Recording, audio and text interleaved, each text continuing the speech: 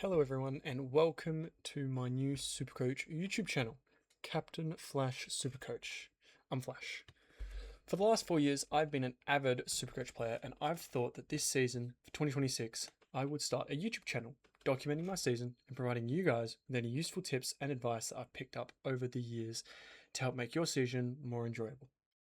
Now that that's out of the way, let's get into the video. SuperCoach season is upon us.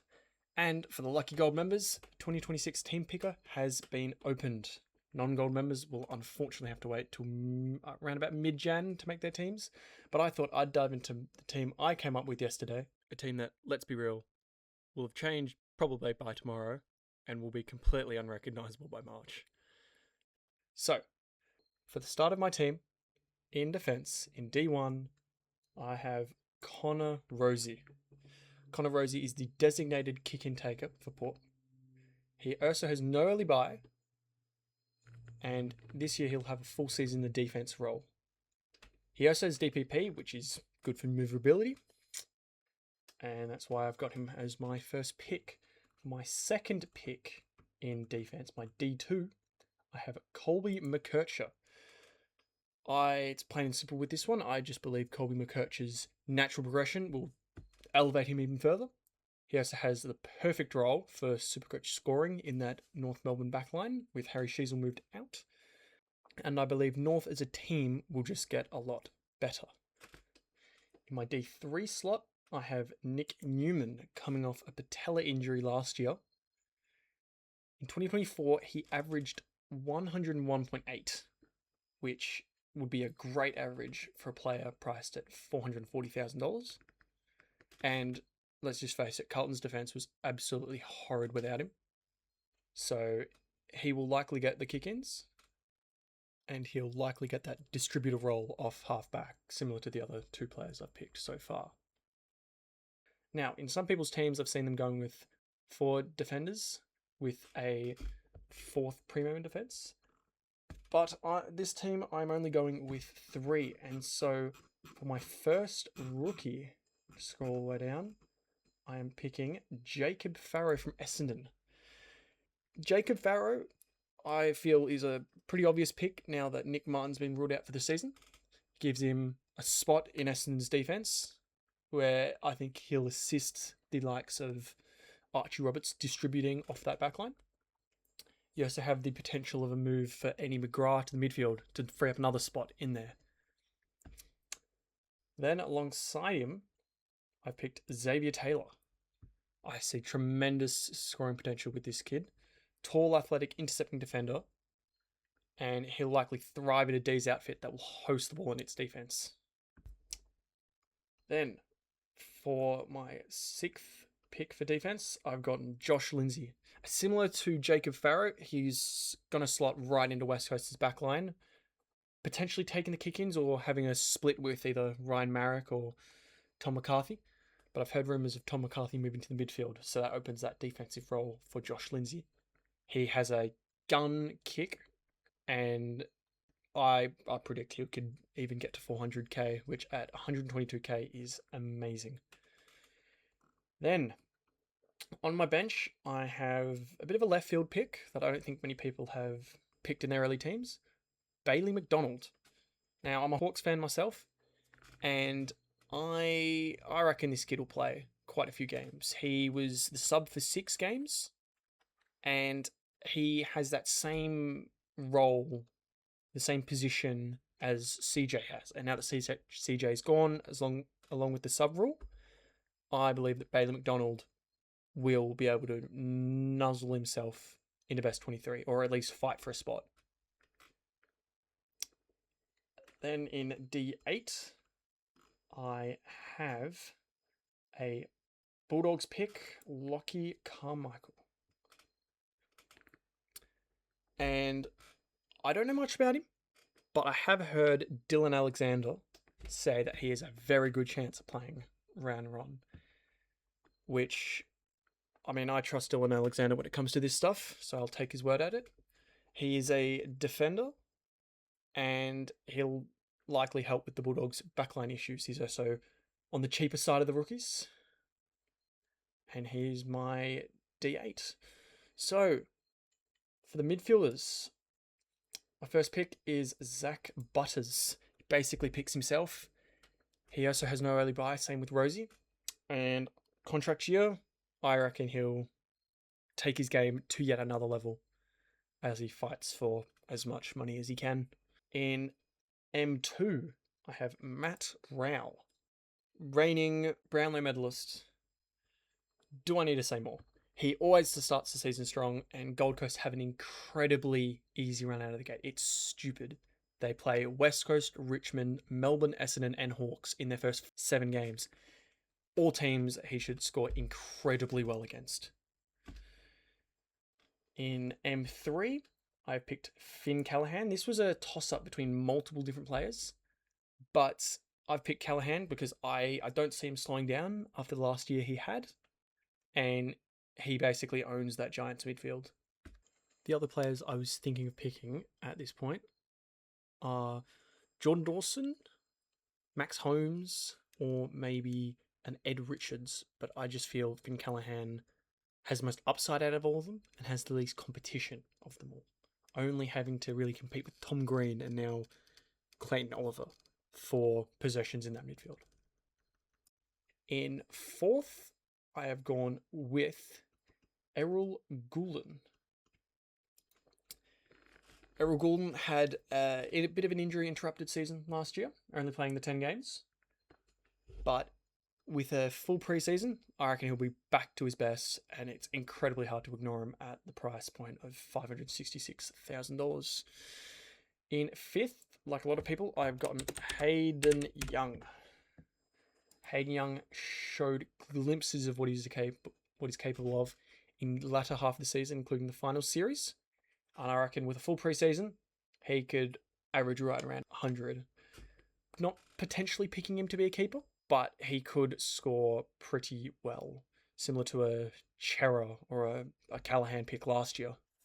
And where some people have a Harley Reid or a... name's escaping me, Harvey Langford, I've decided, or Darcy Parish for that matter, I've decided against that, and I'm going straight down to the rookies. By not picking a rookie, I'm picking Sam Marshall for M6. Sam Marshall's someone I haven't heard people talking about that much in their SuperCoach teams so far, but I reckon with Brandon Starcevich leaving, he will jump right into that role. And I reckon it can be a pretty good role, sort of a running off half back, maybe going through the wings. Wings aren't the best scoring position, but he plays for easily the best team in the comp, and I reckon he'll find plenty of the ball there. At M7, I've gone with the Richmond draftee, Samuel Grill. Samuel Grill has been described as a very speedy midfield defender, and I reckon he'll slot right into that Tigers team, adding a good pace, and he should be starting round 1. Now in 8, I have potentially the rising star favourite in... where is he? Dyson Sharp. This one's pretty simple. He'll probably be playing round 1. He's the most ready-made player in the draft, and he'll likely get early CBAs similar to a Harvey Langford from last year. Now, to my bench. For my bench, I have... the first bench spot, I have Jagger Smith. And we were all picking this kid last year when he was good. 70k more. I'd gladly take that 70k decrease in price.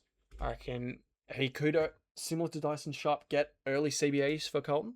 And he's been described as an accumulator linked to Jack McRae of old, and that sounds very appealing. Alongside him, I have Josh Smiley, a similar story to Smith. Smiley didn't play a single game last year. He's also a midfielder, and I reckon he has a very good chance at getting early midfield minutes for the Tigers, given he has a good off-season. But even not, at that 119 price point, 119k price point, it's hard to look over him. At the similar price point, actually the exact same, is Will Brodie. Will Brodie in 2022 averaged almost 100. And now he's back down to rookie price. I reckon if he can even get to 75 average, he'll make amazing cash. And with Connor Rosie pretty much firmly out of that Port Adelaide midfield, a spot opens up alongside Butters and Horn Francis. Now, to my ruck line. There's been a lot of speculation around different people's ruck lines. Do you go with a Grundy? Do you go with a Gorn or a Cherry? The proven scorers of the past, or with the new ruck rules, do you pick someone different? And I am in the thought pattern of picking someone different. I've picked Darcy Cameron and Tim English to be my two ruckmen. And this is basically all around the ruck rules. Both of these ruckmen are athletic rucks. They impact around the ground, and I reckon they'll be favoured by these new ruck rules, especially Tim English, as he is a very good jumper of a ruck. On top of this, going down from Tristan Cherry and Max Gawn to Darcy Cameron and Tim English, save about $90,000 each. So I'm saving around about 180k going from a Max Gawn and Tristan Cherry combo to a Darcy Cameron and a Tim English combo. And that is 180k that I can use very well in other parts of the ground to maybe upgrade a Hayden Young or a Harley Reid to an Errol Goulden or a Finn Callahan. In my R3 spot, I've gone with who pretty much everyone else has gone with in Liam Reedy for Carlton. He might not start, but I think with the new sub rule, there's more chance than not that he does start. And yep, enough said for that. So to my forward line, I have Harry Sheasel, as does pretty much everyone else. He keeps getting better and better. He keeps gaining more experience. He can score pretty well almost anywhere he plays, if it's forward, mid, or defense. Not sure he'd be good in the ruck though. My F2 pick is Keziah Pickett. A lot of people have been going with Christian Petrarca. I've even seen a couple of people going with Brian Myers or Riley Thilthorpe. But Keziah Pickett hasn't been spoken about as much, and I'm struggling to see why. Because with no Oliver and no Track in that midfield, Pickett will be the first preference mid for Melbourne. And similar to what I said about Finn Callahan, he'll own that midfield because he's going to be partnered alongside a Jack Steele, a Jack Viney, and Harvey Langford. And Pickett is by far the best out of that four. And so I reckon he'll elevate his scoring, could even average around about 100, similar to an Isaac Rankin of last year, who averaged 99.7. In F3, as the same as pretty much everyone else, I have gone with Sam Flanders. Now, for those of you who didn't play in 2024, this man was a beast. It was him and it was Heaney that both averaged around about 120 in our forward lines. And we're only 2 years on from that. Sam Flanders is still pretty young, and I reckon he can do it again. And that's why me and pretty much everyone else is picking Sam Flanders. Now, some people have gone with a Brett Daniels or a Adam Treloar in their F4 slot. I haven't. I'm going sort of a bit more guns and rookies approach. And while he's not a rookie, he is rookie price, Mateus Philippou. And similar to what we said about Smith, about us picking him when he was 70k more, we were picking Philippou last year and he was 150k more. He was around about 310k. And he's down to 168k. And he could very well be playing in that midfield alongside a Flanders and alongside a Nazaya.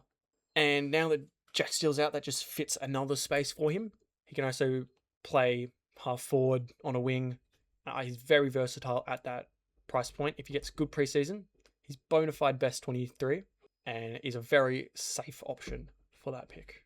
For F5, I have gone with Sullivan Roby, the dynamic mid forward from Essendon, the bolter of this draft. Sullivan Roby has been described as explosive. I reckon I could see him being a Murphy Reid-esque player with good scoring potential, whether he plays forward or mid. Could rise up to that 350k mark in terms of price, giving us a good 200. And He probably start from day one, given that Essendon team is riddled with injuries, which is why I've actually got all 3 of their draft picks this year. And I reckon he's a pretty good option. And in F6, I've gone with a sort of a fallen player, Todd Marshall. And now there has been rumours of him getting a move down back, but in the past he has shown potential to be a premier tall forward, which is something that Port desperately need. Could be similar to one of his teammates, a Powell Pepper. If you remember him from this year, he was similar to that price point, just a bit more expensive, and he was occasionally scoring hundreds. And that's what I reckon we could see from Todd Marshall. I reckon we could see the occasional 100 in here, but an average of around about a 60 or a 65, which would get him up to that 300k mark. Now, in my bench for the forward line, first pick is Sid Draper, the pick 4 from last year. He played 10 games, pretty much all as the sub for Adelaide. And now that sub rule is gone, he's likely to get more time. He's also pretty much the perfect solution for Adelaide's midfield problems. The reason they lost those 2 finals, so I can see them playing him a lot more in that midfield. And another year in the system will do him no harm. And alongside him on my bench, I've gone with pretty much a consensus pick in, where is he? Devon Robinson. Devon Robinson had very decent seasons in 22 and 23 in a stacked Brisbane midfield. He is better than the likes of McRae and Schoenberg, the other SSP picks that West Coast got this year. And best case scenario, I can see him getting pretty decent CBAs alongside Elijah Hewitt and Harley Reid. And for my flex, I have gone with the midfield primo of Caleb Sarong. He's coming off a bit of a down year in terms of stats, and I think he's less of a tag risk with the likes of Brayshaw and Young around him. This year, I'm predicting him to return to the 110s that he was scoring in 2024 and 2023, or even higher, given he's still pretty young. He's still, I think it's 25 this year, or next year, which is very good value for that price range. Pretty similar to Errol Goulden. And so that is my initial December team. I've got 29.9k left in the bank, which leaves a good bit of room for upgrades. But as I said before, this is very likely to change drastically before March. This is just a general overview of my thoughts as to who I think will do well in this 2026 season. If you have any thoughts or criticisms, feel free to post them in the comments. It'll help with the engagement.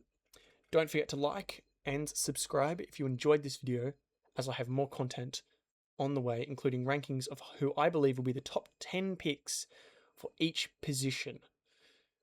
That's it for today, and I'll see you in the next one. Happy coaching.